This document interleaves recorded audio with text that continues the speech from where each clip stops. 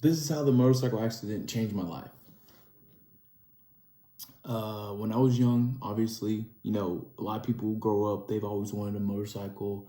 I grew up with pocket rockets. My dad had a little pocket rocket. My dad had a Busa.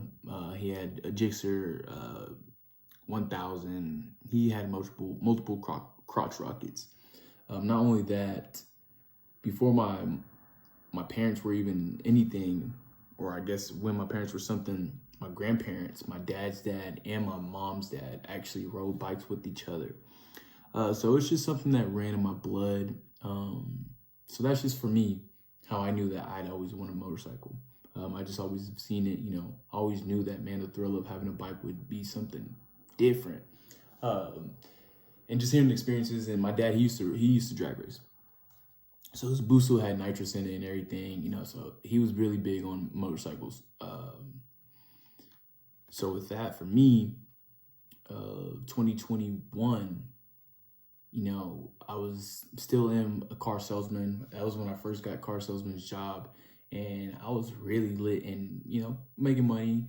And I was super excited because I was like, damn, I'm 21. I finally can get that bike I've always wanted. So, I just started doing the research, what bike I should get, this and that. It was always a 600. I wasn't going to start with anything other than the 600. And everybody always says, blah, blah, blah, 600, you shouldn't have. And then there's other people who are like, 600 is the best thing to start off on. Respect the bike. If you respect the bike, you'll be all right. Ooh, that kind of hit. But seriously, if you respect the bike, you'll be okay. So I knew I was going to get a 600. And with that, I ended up speaking with my dad. He was like, bruh, you don't need a leader, no, but a 600 might not have enough power. Get a Gixxer 750. So that's where I took it myself, and I got a Gixxer 750. 2021, I ended up getting a Gixxer 750. I might be able to put the video in here as I'm taking the delivery of it. It was the best feeling in the world. Super happy. I also had just started leasing a Honda Accord 2.0. It was a 2021 as well. So I was on top of life, man. I had a new car, I had a 2019 Gixxer 750. Life was really hidden. After taking delivery on it, I had just gotten a little helmet, cheap helmet from there. After I took delivery on it, I had been on it every day. I'm in Texas too, so the weather is not always, it usually barely never gets bad. So I was on it every day, and this is in the middle of the year. It was July. This is middle of July area. And I'm on it every day. And I also was with my ex-girlfriend. So I was living at her mom's crib. This is around COVID time. So my dad had COVID, and I ended up staying at my girlfriend's house. And at that time, I wasn't gonna go back home, and her mom was cool. So I ended up kind of staying there, ended up living there, bought my clothes over, stayed, just, I'm saying, never went back home. And so I was on the bike every day. I brought it back to my girlfriend's mom's house, put it in the garage. It was just us, I was on it every day. I ended up getting, I tried to get close with people, build a community. That was my whole thing. I just wanted to meet people and go ride. I wanted to just go ride. The feeling of being on the bike was just something different. Nobody would ever understand it, I promise you. And so with that, it was me and the bike from day one to the day of. And I only had the bike for a month and a half. So from the month of me getting it, for that full month and the month and a half later, I was on it every day. I ended up getting into some motorcycle meets. I think I got into 2 or 3 different ones. They weren't ever long trips. It's probably 30 minutes to an hour. One of them was an hour and a half, maybe 2 hour ride. I met some people, met awesome people, genuine people, rode with people. I knew people already, friends, family, who I already knew, who I got to ride with. And it just was the time of my life. Genuinely was the best time I ever had. And August 23rd, 2021, I ended up getting hit by I can't say he's a drunk driver because they never accused him. I got hit by a guy turning in my ex-girlfriend's neighborhood. I'll put the video in here, but I was turning, And as I was turning, boom, I get hit, and I was out. I don't remember anything. With that being said, I'm gonna go to the recovery part about it. From that day of me getting hit to being in the hospital, I don't remember anything. From the initial hit, the days before the hit, everything, I don't remember anything. I had short-term memory loss and memory loss, but I was in the hospital for 3 weeks. I had 6 surgeries. I was in induced coma, and I had a minor brain bleed. So with all that, they ended up taking my lat muscle from my back. I have showed y'all that already. But they ended up taking my lat muscle from my back and some skin from my thigh to create a graft on my right leg. And that was to save my foot, my foot area. My foot got pretty damaged pretty bad in the impact. And like I said, I was out. The last 5 days of me being in the hospital, I was there for 3 weeks. The last 5 days is the initial day I'm gonna say I was conscious. I was there. I was Jamaad. Because there was videos and instances before that where they have videos of me talking, doing this and that. And I don't remember none of that. The day I remember is me picking my phone up and I'm in the hospital. And people ask me, how was that reaction being in the hospital? To this day, it was the most casual realization I've ever done. It was just like waking up, that happened. You know what I'm saying? Like, it happened. It is what it is. And, me with all the surgeries and everything, elbow, everything with all that, it still was like, oh, it happened. I don't, in the moment, yes, my body felt weird, but I didn't really like feel pain or I'm off the drugs. So yes, obviously I'm on hella medication, but man, like, I'm just trying to say, like, it was weird how the instance of me waking up and I'm in hospital. Weird. From then, I had 2 more surgeries before I was able to go to PT. I had inpatient physical therapy, and then I had to go home, and then I had someone come to my house for a little bit. The recovery, excuse me, Lola. The recovery from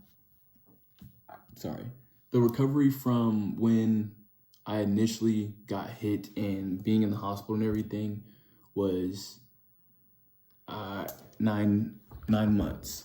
I was bedridden for 9 months. Couldn't put any pressure on my right leg. Like I said, the last 5 days of me being in the hospital, I had 2 more surgeries. Those 2 surgeries was to get some more skin from my thigh because my graft didn't take from me being at PT, doing too much PT. But me being in the hospital and all of that, it's just weird. The shift on my life from there, I'm not going to act like life is normal, but I'm also going to not act like I'm different from anybody, and my life is much different, because it's not. Yeah, I have pain. My routine might be a little bit different. I have to put it on a sleeve or something like that. But other than that, I live just like anybody else. I can't run or jump, which sucks. But at the end of the day, I'm blessed to not be in a wheelchair, not to be, have my foot amputated, not be a vegetable. And I understand that a lot of people, or some people, don't come out of the same, situation as blessed as I did. But at the end of the day, I'm going to take my blessing and run with it. I'm blessed. A lot of other people are blessed as well. If you're still here, you're blessed. This journey's not over with. There's a lot of things that you can do still, no matter who you are. Like me, I can't run or jump, but there's a lot of things I can do, and I don't take away from that. I'm more than blessed for the things I can do.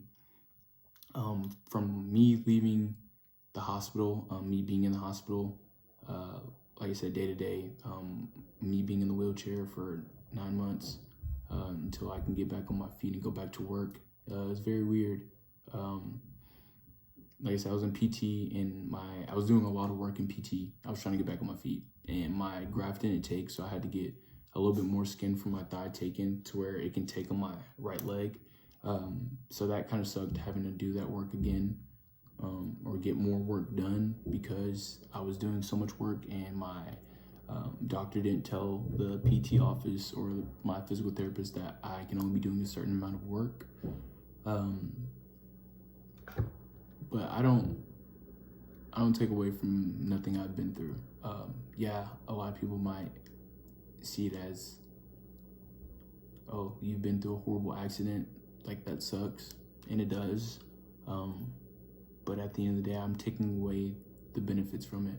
I've gained a lot of lessons from life, even coming outside of the accident, experiences I have done, taken away from it.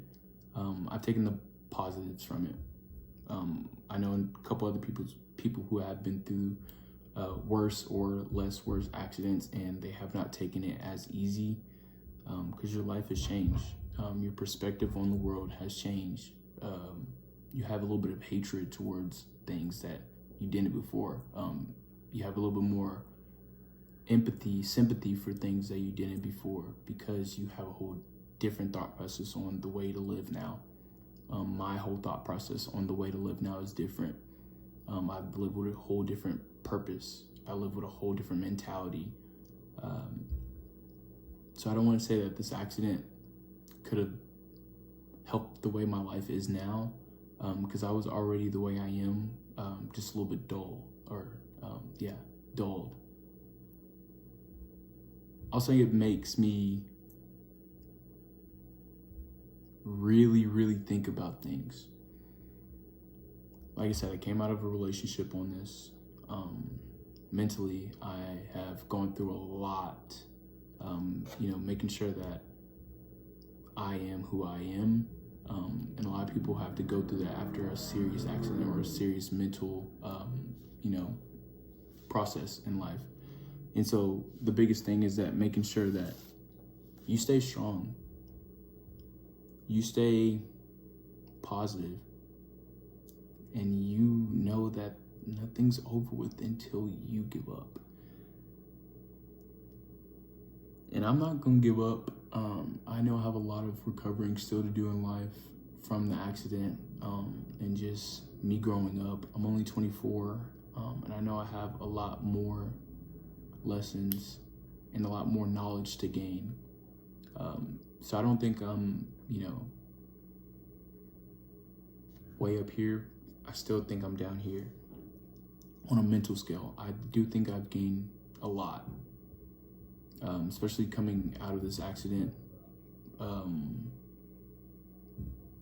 I definitely can understand people a different way, just because the processes I've had to gone through, that had to take time. Healing mentally, physically, takes time. So anything that you're going through, it takes time. It won't happen overnight. It all depends on if you stay strong mentally, physically, emotionally, and look towards your neighbor. That's something I always have done, is be someone who doesn't look towards their neighbor. I feel like I can always get it done myself. When I'm not saying you can't, but it's okay to ask for help or look for help. Have a mentor, have someone you can look up towards. But that's gonna be it for this one. That's just me a little bit going over these last 4 years. I know I didn't get in depth more on my situation right now. I really just want to touch on my mental state and the process on my accident. I really appreciate you tuning in and watching, listening to someone who's vulnerable, who's coming out of their comfort zone, being able to talk camera to camera, person to person, me to me. It's me versus me right now. So if you're on the same boat, if it's you versus you, get out of your comfort zone. Don't make the switch in 2025. Make it now. Be you. Be the person you want to be. Don't give up. With that being said, Leo's out, man. Y'all have a good night. I appreciate y'all tuning in. I will be back tomorrow. I'll be doing these every day. Doesn't matter if these videos suck, if they're good. I don't care. I just want to put these videos out just for the discipline of myself. Knowing that I can do it, knowing that I need to do it. Because I've told myself for 8 years now, hop on YouTube, video yourself for the documentation. And so now I'm going to do it. Really going to put the foot in my ass. No Diddy. Y'all have a good night.